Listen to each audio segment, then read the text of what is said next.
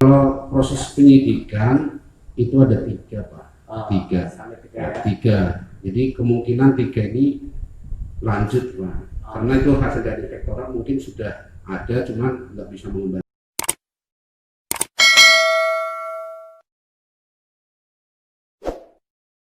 Kira-kira dalam catatan kepolisian Pak untuk tadi seimbang nggak Pak sekiranya apa yang dilaporkan, apa yang dibicarakan di Paseka dan itu kira-kira sebetulnya dari kepolisian membaca kesadaran dan pelaksanaan program itu sudah sampai kepada meminimalisir tindak pidana korupsi nggak Pak Arif soal ini, karena bagaimanapun kita juga akan membaca secara objektif bahwa sebetulnya memang terjadi banyak kesadaran atau banyak kasus yang terjadi dan itu biasanya masuk kepada kepolisian. Monggo Pak, gitu Pak. Oke. Terima kasih Pak. Sebelumnya saya perkenalkan dulu. Kalau tadi Pak Kasih memperkenalkan diri baru 4 bulan sini Pak. Saya baru 3 bulan. Ya, jadi saya baru 3 bulan menjabat Kanit 3 di Satreskrim Polres Tegal. Judulnya sih seperti itu Pak, Kanit 3, cuman dijabarkan lagi Kanit 3 itu membidangi katanya sih tindak pidana korupsi seperti itu. Tetapi di luar itu juga masih banyak yang kami tangani kan seperti itu ya. Ya. Nama saya, pangkat saya masih Aibtu, jadi saya jabatannya sebenarnya di Polres itu adalah PS Pak, pejabat sementara. Berarti sudah bisa dibayangkan tidak akan lama kan seperti itu, karena sementara sih Pak. Ya. Nama saya, nama panggilan saya Pak Sinaga. Ya, Naga. Berarti yang jelas kalau Pak Sinaga itu aslinya Madura. Ya Pak. Ya, jadi seperti itu. Jadi itu bukan orang Bandung Pak. Ya. Nah kebetulan tadi kami langsung dipanggil Pak Kasat, diperintahkan ke sini, katanya kamu sana sekarang sama angkutannya semua dibawa ngopi. Loh. Oh iya. Saya langsung tersengok Pak. Begitu nyampe sini disuruh duduk di sini, jadinya judulnya narasumber. Jadi saya nggak bawa apa ini. Oh iya, nggak bawa Pak. Ya, tapi mungkin apa yang tadi yang saya dengar dari Pak Asinda mungkin bisa saya contoh sedikit lah, maksudnya saya tiru kan itu pertanyaannya. Jadi apa yang saya alami mungkin selama 3 bulan ini, apa yang saya lihat ya, nanti kalau ada kurang atau salah nanti anggota saya akan menyatakan. Apa yang disampaikan tadi Pak Asinda itulah memang yang terjadi. Kalau kami melihat banyak sih sebenarnya laporan yang ada di unit kami itu ya dugaan ujungnya gitulah, dugaan tindak pidana korupsi. Nah, yang kebanyakan itu yang dilaporkan adalah para kepala desa seperti itu, ya kepala desa. Jadi menyambung juga mungkin dengan tema yang saat ini adalah jabatan dalam bayangan korupsi kan gitu. Karena kepala desa itu kan merupakan jabatan. Padahal bisa kita sampaikan bahwa tidak mesti pejabat yang korupsi kan gitu dari Pak saya. Tapi mesti orang yang punya jabatan yang akan korupsi. Kalau tidak punya jabatan tidak mungkin korupsi Pak. Ya mungkin ada satu proyek apa, dia punya jabatan apa di situ sehingga dia korupsi gitu. Nah itu kalau yang ada sekarang ini ya perlu kami laporkan, bahkan ya ini sih nggak banyak. Untuk tahun ini 2020 yang sudah kami sidik bahkan sampai ke kejaksaan pun yang sudah tahap 2, berarti kami tersangka dan barang bukti sudah kami serahkan ke kejaksaan ya, 1 sudah dinyatakan lengkap, mungkin sudah sidang ya, mungkin bapak-bapak sudah tahu tuh, itu pun jabatannya zaman dulu itu ada kepala desa ya, jadi mungkin jabatan dia kepala desa itu memberikan satu kesempatan untuk melakukan korupsi itu.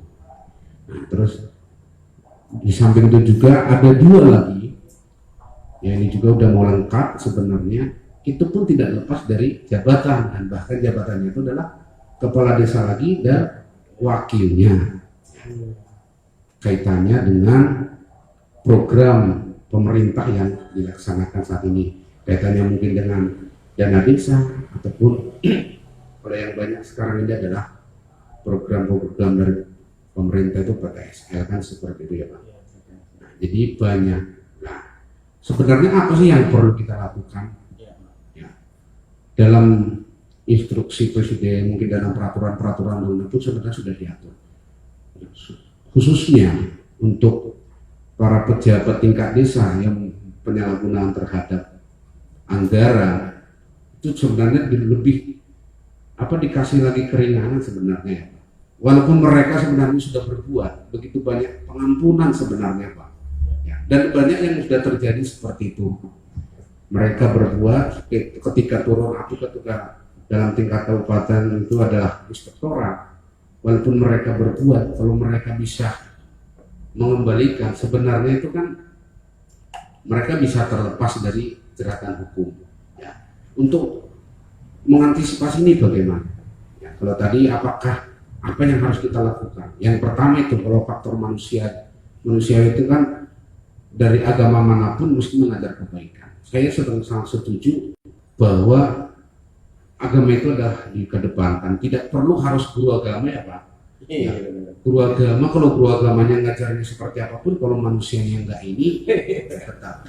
Tapi itu manusianya juga ya, bagaimana dia memahami tentang agamanya ya. Saya rasa kalau dia melekat di situ tidak akan ya, mesti akan mikir seperti itu. Terus yang kedua ya, termasuk kalau masalah dana desa, kita dari instruksi waktu Pak Kapolrenya Pak Tito pun kita sudah dikasih tugas sebenarnya.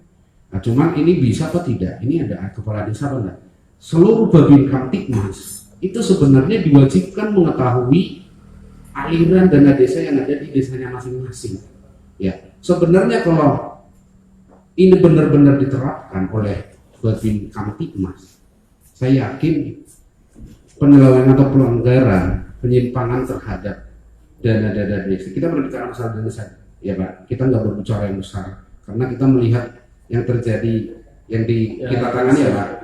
Saya rasa kalau Babin Kamtibmasnya itu bisa masuk sebenarnya ke situ, penyimpangan itu akan bisa terhindari untuk memberikan kesadaran iya. Nah, minimal mengetahui, tapi kayak polisinya sendiri mungkin terlalu mikir Pak, ini dari desa kok polisi kok melu-melu kayak gitu. Iya. Sebenarnya tujuannya ke situ Ya.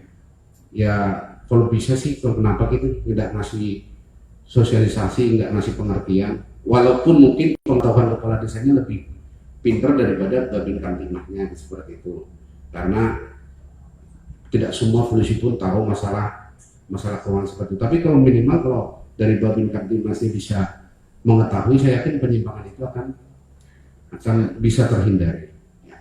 Saya rasa gitu ya. Kalau di Tegal ini mudah-mudahan ke depan tidak akan terjadi lagi lah ya. Kalaupun terjadi ya kita patut syukuri sebenarnya ada instruksi presiden seperti itu khusus untuk dana-dana desa itu mengedepankan dari inspektoratnya sendiri. Tapi mungkin masukan ini saya mohon maaf, saya juga harus menyampaikan ini kendala yang saya dapati 3 bulan ini. Ada Pak Sekda di sini, mungkin personil atau SDM di inspektor itu perlu diperbanyak juga Pak ya. Banyak permohonan kita ke inspektorat itu hampir 6 bulan belum ada jawaban, mungkin karena banyaknya permohonan ya Pak, kasih kita ya Pak ya banyak. Saya baru dari sana tadi saya dapat jawaban Pak, ini dari Pak Kasih tadi pun ada suratnya seperti itu Pak. Nah, jadi itu Pak tinggi kadang-kadang. Nah terus tadi ada jawaban juga, iya Pak mohon maaf Pak, ini tahun depan karena terkendala personil, terkendala COVID Pak, 16 positif dan seperti itu. Jadi masukan Pak ya, kalau kayak polisi ini kalau kita bermohon kepada bagian personalnya ditambahi gitu. Artinya ditambah untuk memaksimalisasi betul Pak ya. Jadi ya termasuk auditor itu ya jadi seperti itu, karena sampai saat ini kita masih ada juga satu perkara sebenarnya udah tahap sidik itu kaitannya dengan mantan kepala desa juga, kita terkendala di situ dari inspektoratnya ya. Dan itu pun sebenarnya walaupun sidik, kalau nanti dia hasil pemeriksaan bisa mengembalikan kan ada pemulihan ya, mungkin itu akan meringankan walaupun udah sidik. Saya rasa gitu Pak, Oke, yang bisa terima saya kasih. sampaikan lebih kurang lebih. Pak, satu lagi Pak, kira-kira ada berapa sih Pak laporan yang udah masuk tahun 2020 itu? Laporan tok ya Pak, laporan penyidikan. Banyak Pak. Atau yang proses pendidikan sampai penuntutan? Kalau proses penyidikan itu ada 3 Pak, 3. Sampai 3 ya. 3. Jadi kemungkinan 3 ini lanjut Pak. Karena itu hasil dari inspektorat mungkin sudah ada, cuman nggak bisa mengembalikan, ini berarti kan lanjut. Tapi di luar itu sebenarnya udah banyak, tapi itu tadi ada pengembalian karena kita mengedepankan kalau sudah dikembalikan kita kan Gitu ya. kita mengangkat kerugian ini dikembalikan seperti itu Pak. Siap. Dan mudah-mudahan tidak nambah lagi ya Pak. Amin, amin, amin. Terima kasih. Oke.